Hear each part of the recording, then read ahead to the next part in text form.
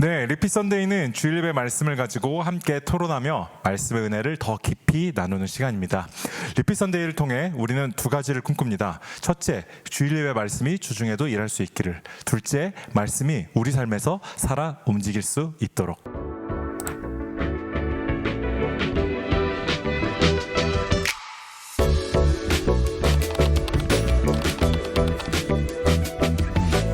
네, 목사님 안녕하세요. 안녕하십니까. 오늘도 또 말씀을 함께 나눌 수 있어서 너무나도 좋은 날인 것 같습니다.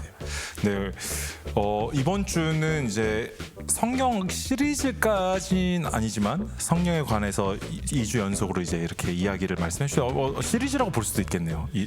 다음 주까지도 혹시 이어지나요? 이 저번 주죠. 저번 주에 신령과 진정, 성령과 말씀으로 예배드리자 이렇게 봤기 때문에 이번 주에 이제 성령을 본 거고, 네.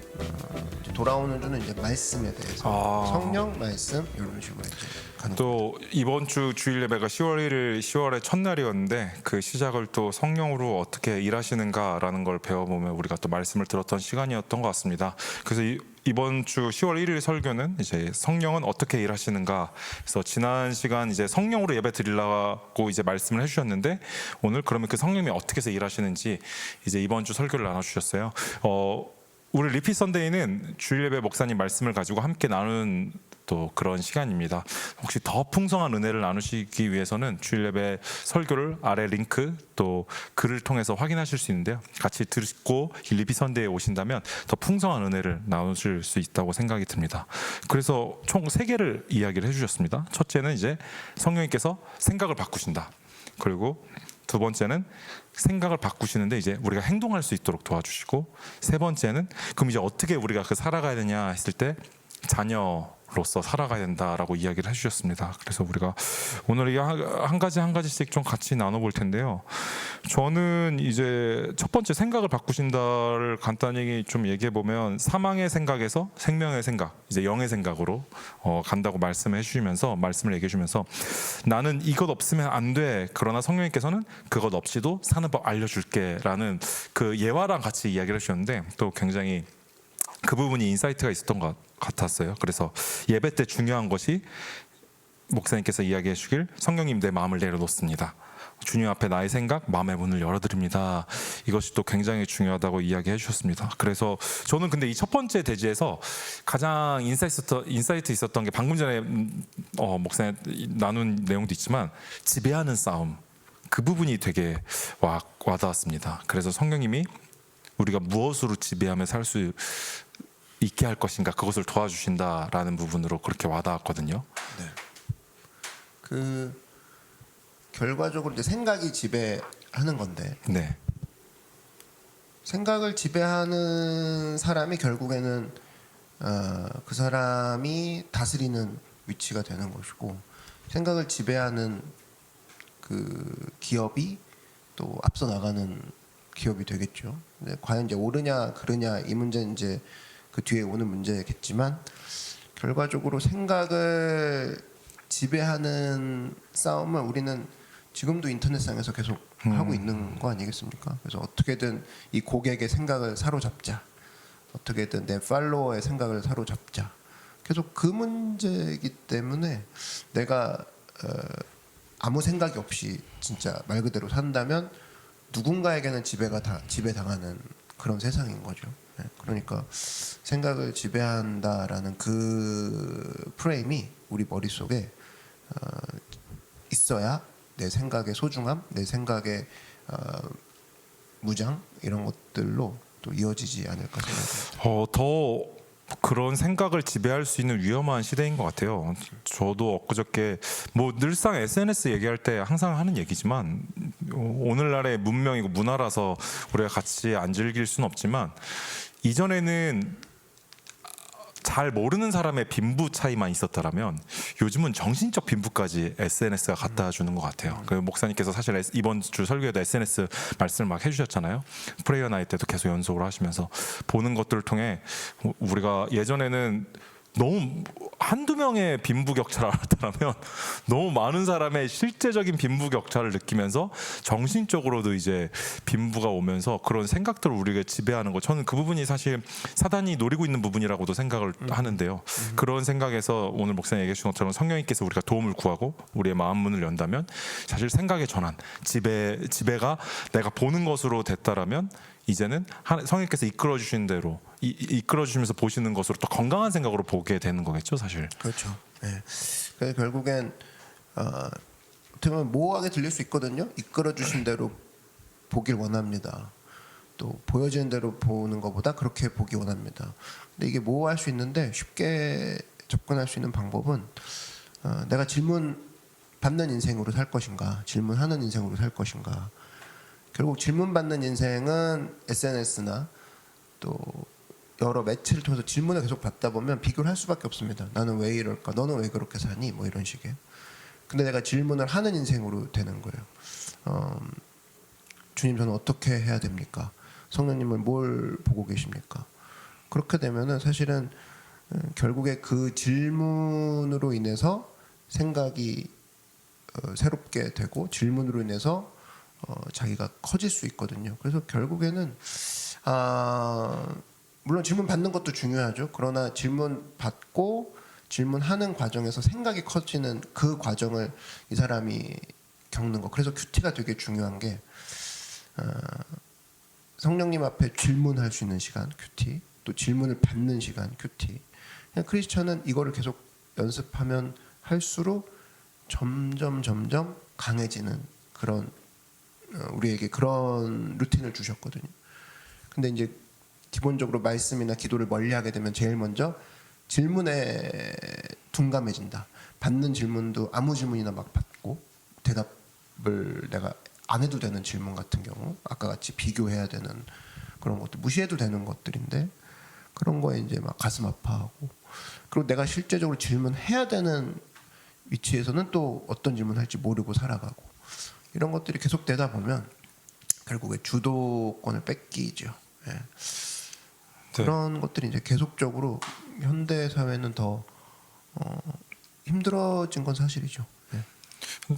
목사님이 말씀해 주셨던 것처럼 성도님들이랑 얘기를 나눠볼 때도 뭐 한 주간 그리고 뭐 1년을 이제 뭐 같이 나눌 때 가장 좋았던 때, 가장 건강한 때가 언제였습니까라고 나누면 항상 묵상을 꾸준히 했을 때라고 얘기를 해요. 왜냐면 우리가 알지 못하는 그 영이신 성령님께서 우리를 아마 그 말씀을 통해 같이 이끌어 주셨기 때문이라고 생각하거든요. 생각과 마음을. 사실 거기서 질문을 하시는 거거든요. 질문하셔서 이끌어 주시고 내가 또 질문을 함으로 이끌음 당하고, 그러니까 그 과정에서의 사람이 커지는 거를 이제 묵상이라는 두 글자로 이제 표현이 되는 거죠. 또 그 생각을 바꾸는 것 중에 성령님께서 이렇게 우리가 묵상이나 그리고 예배를 통해서 우리가 기도를 통해서 바꾸시는 걸 얘기해 주셨는데, 또 한 가지 이제 지나가시면서 하시는 얘기가 찬양에 대해서 이야기를 해주셨어요. 그러니까 우리의 말이 우리의 생각을 지배하는 것들을 얘기해 주면서, 찬양은 내가 어떠한 생각을 갖고 있든 강제적으로 하나님을 향한 선포잖아요. 위대하신 하나님. 그리고 내가 달려갑니다, 뭐 안깁니다 라는 표현들로 인해서 그거 우리가 바뀐다 하면서 찬양이 중요한 이유를 또 설명을 해 주셨거든요.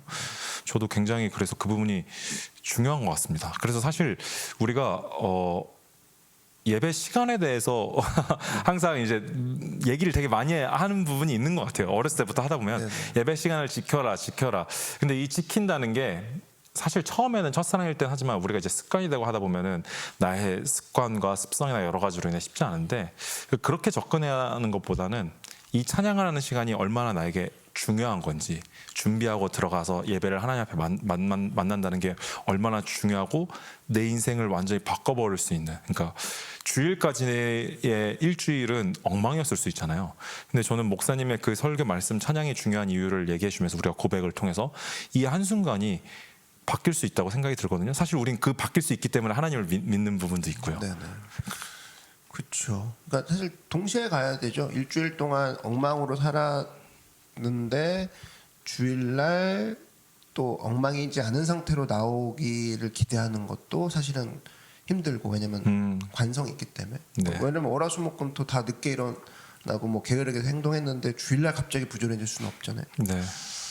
그렇지만 또 동시에 또 반대 양면성을 갖고 있는 게 그렇다 할지라도 하나님은 우리 가운데 희망으로 역사하신다. 이게 동시에 가야 된다고 보기 때문에 우리는 이제 부지런히 해야 될 것들이 주일날의 그 한 번의 찬양도 중요하지만 일상에서의 계속적인 작은 찬양, 작은 고백들도 사실은 같이 가줘야 된다. 그러니까 계속 연습하는 거죠. 지난주 우리 성령님 이야기를 같이 하시면서 일상에서의 갈망이나 삶에 대해서 얘기하셨는데 그거랑 또 이어지네요. 일상에서의 찬양. 이어지죠.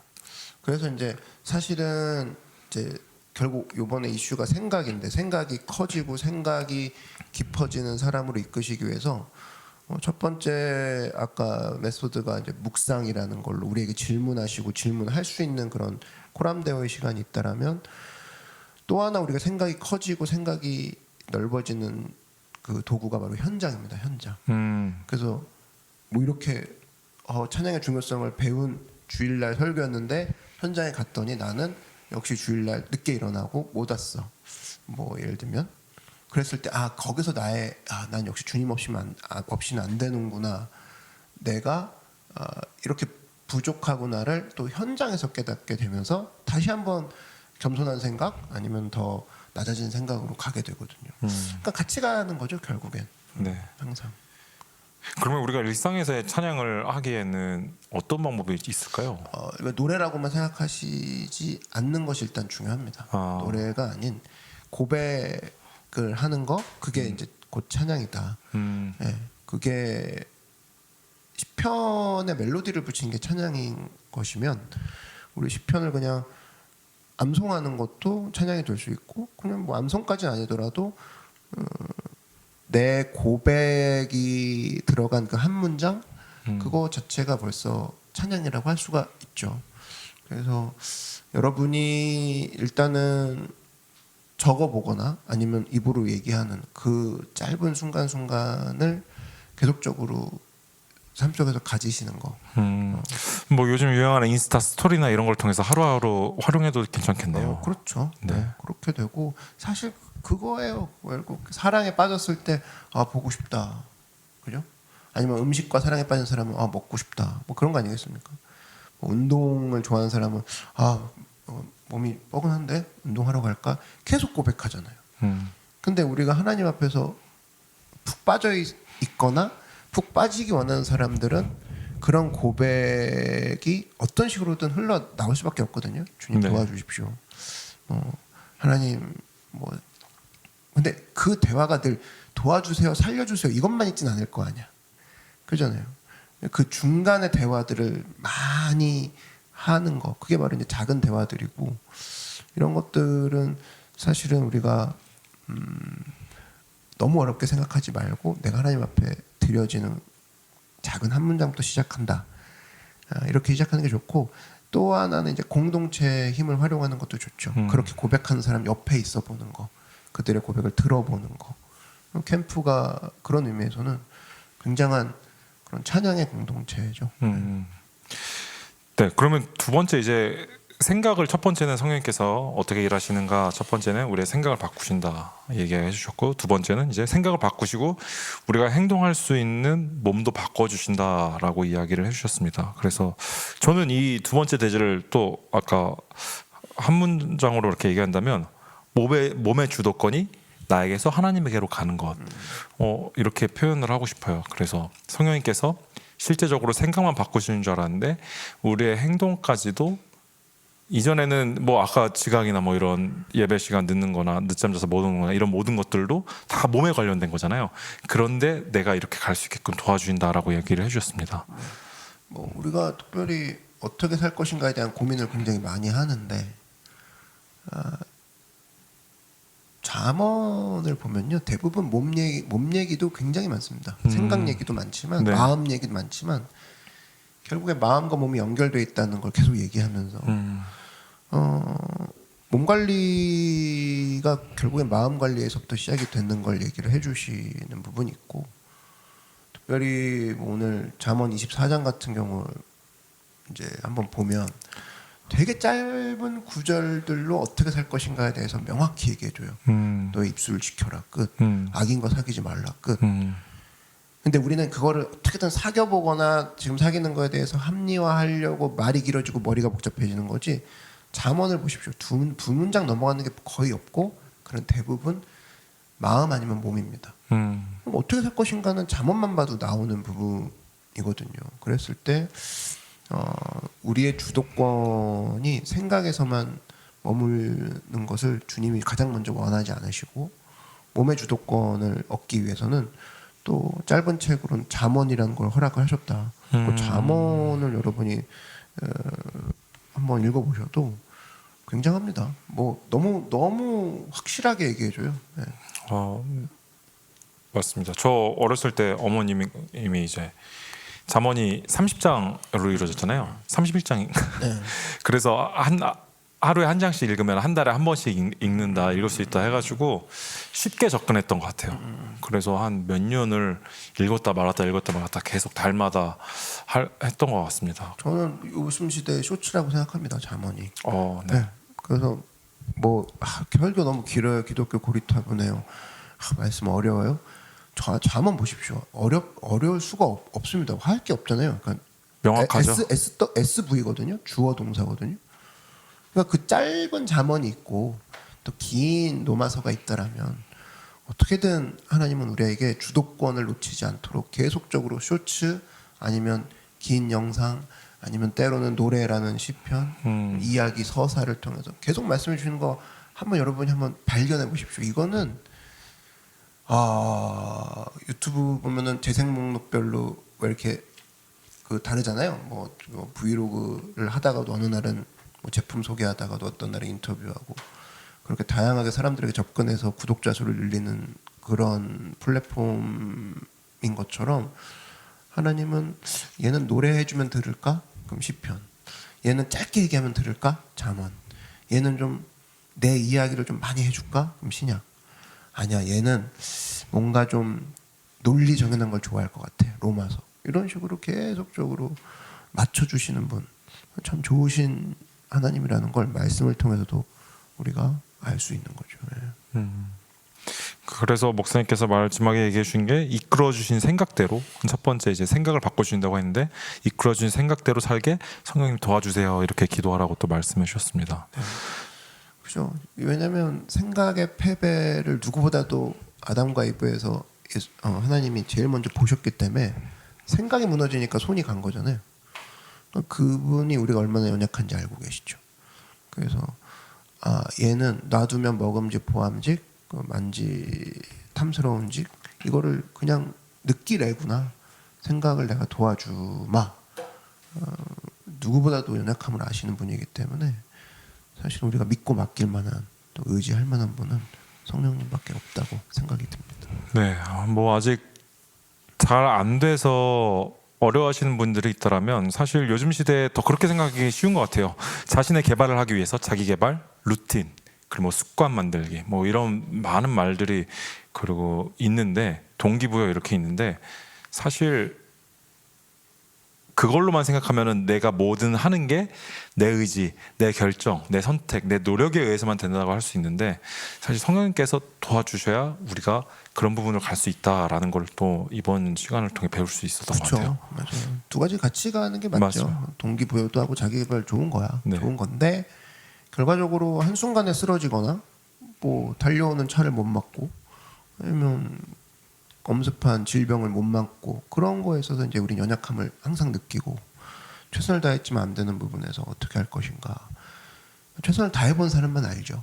그런 부분을 우리가 감안한다라면 우리가 매일매일 일상에서 그분께 감사하며 우리가 투트랙으로 같이 병행하면서 가는 모습들 이런 것들이 사실은 균형 있게 있어야 된다. 네, 감사합니다. 세 번째는 이제 그럼 어떻게 살아가느냐 했을 때 아들처럼 살기를 원하신다, 자녀처럼 살기를 원하신다라고 이야기를 해주셨어요. 근데 이 부분이 저도 신앙생활하면서 고민이 많았거든요. 그러니까 항상 듣긴 했지만 이게 우리 실제 육체적 부모님한테는 그리고 형제들한테는 그런 게 있잖아요.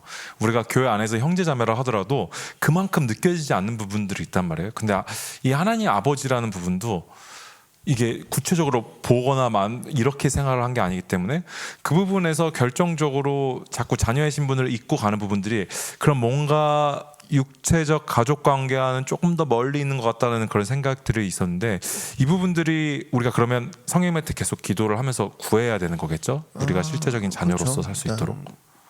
두려운 마음을 우리가 먼저 인정을 하고 내 안에 그런 게 있다 인정하는 것이 중요하고 또 그것들을 제하여 달라고 성령님께 구해야 되는데 만약에 내가 성령님이라면 얘가 두려운 애야. 근데 두려움을 제해해 달라고 기도해. 그러면 어떤 식으로 기도 응답을 줄까라고 생각을 하면 갑자기 일어났는데 평안해지고 이런 거 이렇게 응답이 오진 않거든요. 아마 그렇게 준다 한들 자기가 못 믿을 거예요. 감정 아니냐고 뭐 얘기할 거야. 그러면 얘한테는 분명한 건 두려움을 극복할 수 있는 기회라는 것이 먼저 들어갈 겁니다. 근데 처음 볼 때는 두려움으로 또 보이겠죠. 근데 이것을 성령님이 함께 넘기길 원하시고 왜 기도했는데 그러니까 이런 거죠. 예전에 그 뭐죠? 에반 올마이티인가요? 네. 그죠. 거기서도 유명한 대사가 나오잖아요. 네가 사랑인가요? 사랑인가 용서하는 마음을 달라고 기도하면 용서할 기회라는 것으로 포장이 돼서 너에게 나타날 것이다. 용기를 달라 그러면 용기가 필요한 기회를 너에게 내가 주므로 네가 용기가 드러나게 할 것이다.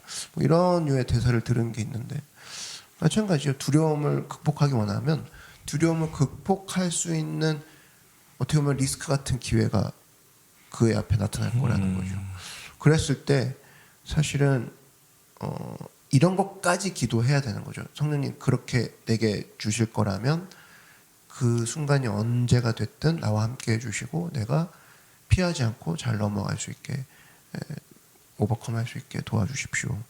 그렇게 돼야 되는 부분이 맞죠. 그래서 기도의 내용에 관한 부분인데 두려워하지 않게 해주십시오가 동의어로 두려움이 오면 무조건 피하게 해주십시오로 우리가 기도할 때가 있거든요.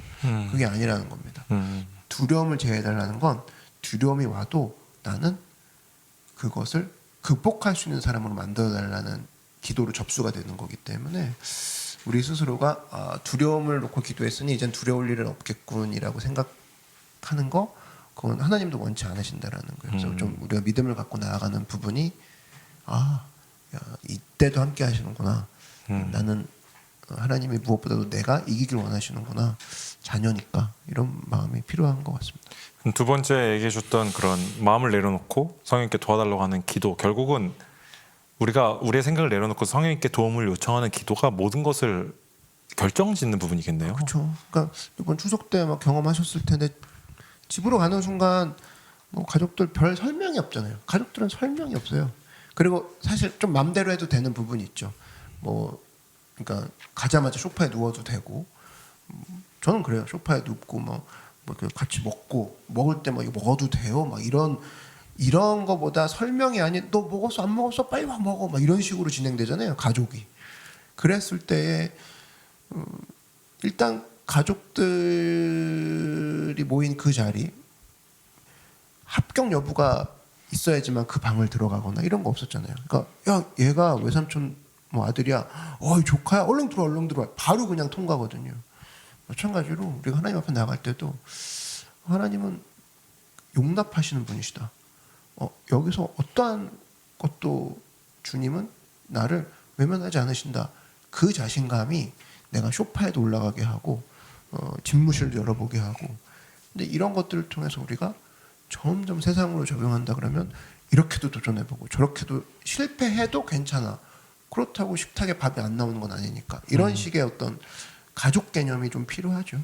그리고 설사 나는 그런 가족을 경험 못했어요 한다 할지라도 그럼 first family라면 나는 두 번째 세대를 만들 수 있는 이제는 내가 만들 수 있는 가정 이미 만들어진 가정은 어쩔 수 없지만 내가 만들 수 있는 가정이 있지 않습니까? 사명이 주어진 거네요. 그렇죠. 결혼을 놓고 기도해야 되는 이유가 바로 여기 있는 것이고 맞습니다. 또 이미 결혼을 했다 그러면은 그 결혼한 가정이 그렇게 일궈지곤 합니다. 또 내 자녀라는 third family, 내 자녀를 놓고 기도하는 걸 게을림하지 말아야 되는 부분이 우리에게는 또 사명으로 주어져 있죠.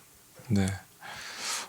감사합니다. 또 저번 주에 이어서 이번 주에 성령님께서 어떻게 일하시는가를 통해서 어떻게 보면 정보 전달만 제목만 생각하면 그럴 수도 있는데 막상 내용을 들어보면은 이렇게 일하시기 때문에 우리가 그 가운데 들어가야 되고 우리도 바뀔 수 있다. 또 힘도 없고 또 행동으로 나아가는 이런 또 말씀이 됐던 것 같아요. 그래서 실제적으로 이번 말씀에서 가장 중요한 의지 그 캠프 디스커션 페이지에 보면은 캠프 가장 마지막에 콜 투 액션 이제 우리가 행동으로 가는 걸 했을 때 가장 중요한 건 여기선 기도한 거 목사의 말씀을 듣고 오늘 기도인 것 같습니다. 성령님께 내가 하나님 내 생각이 변화되게 해주세요. 제가 무슨 생각을 가지고 살았는지 이게 성령님 생각인지 아닌지 모르겠지만 성령님의 생각으로 바뀌게 기도해 주시고 기도 바뀌게 해달라고 기도하고 또 두 번째는 하나님 그 바뀐 생각이 들었다면 제가 아는 것에서 그치지 않고 행동으로 가게 해주시고 그 다음에 이제 아들로서 자녀로서 살 수 있도록 나를 변화시켜 달라고 그렇게 기도하는 게 가장 우리에게 첫 번째 콜 투 액션인 것 같습니다. 그렇죠. 기도하고 아마 기도하다 보면 도대체 이 생각의 구체적인 생각은 또 뭔가라는 걸 알고 싶어 할 거예요. 그때 이제 말씀이 들어오는 겁니다. 네. 그러니까 말씀을 먼저 읽을 수도 있고요. 네. 말씀을 읽다 보면 이렇게 다윗은 이렇게 어려울 때 이렇게 도우셨구나 라는 걸로 생각이 바뀌는 게 말씀을 통해서 내가 이제 바뀌고 그렇게 기도를 하게 되는 것이고 결국에는 하나님의 생각은 도대체 뭐고 나를 어떻게 바꾸실 작정이신가라는 거에 모든 그 소스는 말씀에 다 묘사가 되어 있다라는 거. 네.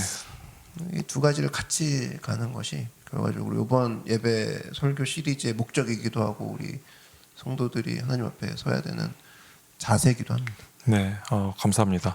또 10월이 시작되고 2024년이 얼마 남지 않았지만 이런 3개월을 남은 또 이제 2024년을 마무리하는 성도님들과 또 그래도 다시 리스타트를 하려는 성도님들에게 또 목사님 마지막으로 한마디 해주시고 오늘 또 리피 선데이 마치도록 하겠습니다. 오늘 뭐 이슈가 생각이었던 만큼 2023년도가 3달이 남았다라고 했을 때 나에게는 이 3달이라는 바꿀 수 있는 시간이 있다라고도 생각이 또 할 수도 있는 거겠죠. 그래서 여러분 나에게는 지금 필요한 것이 시간도 아니고 어떤 외형적인 환경이 아닌 모든 것들을 생각하는 과연 내 생각, 내 마음 그 생각이 지금 하나님 앞에 건강한 것인가 또 이것들을 체크하면서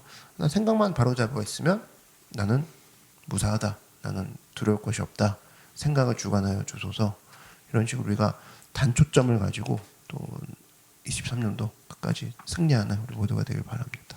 네, 오늘 목사님 너무나 감사합니다. 네, 목사님 말씀처럼 또 성령님을 구하면서 성령님의 인도하심 대로 사는 우리 모든 성도님들 되시길 바랍니다. 우리 다음 리피 선데이 때 만날게요. 안녕.